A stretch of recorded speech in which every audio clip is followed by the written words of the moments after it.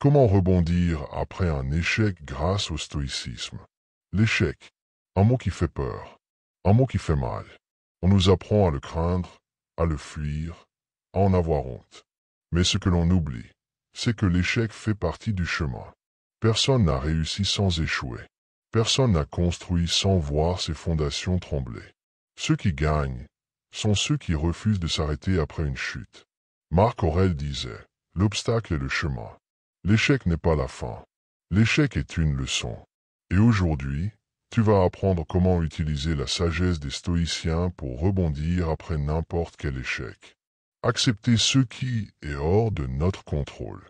La première erreur que l'on fait face à l'échec, c'est de résister. De lutter contre ce qui est déjà arrivé.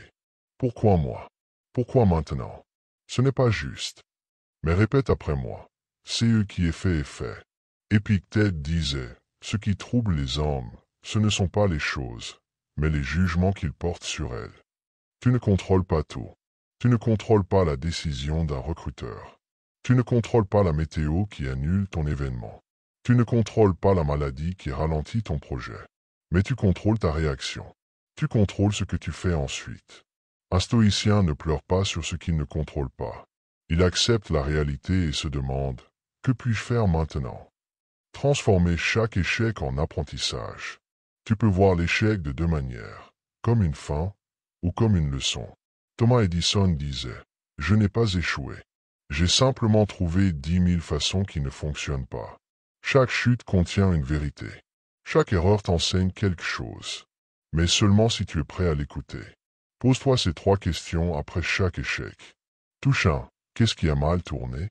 Touche 2. Qu'est-ce que j'aurais pu faire différemment? Touche 3. Comment puis-je utiliser cette expérience pour m'améliorer? Chaque grand homme a échoué avant de réussir.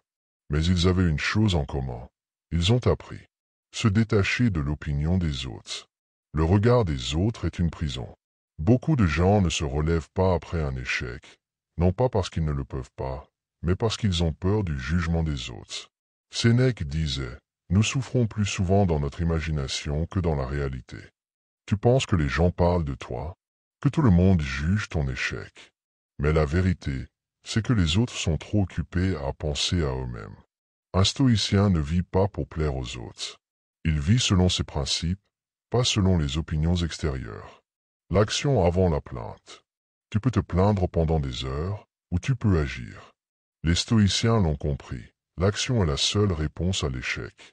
Marc Aurèle disait, ne perds plus de temps à discuter de ce qu'un homme bon doit être. Sois-le. Ne reste pas bloqué.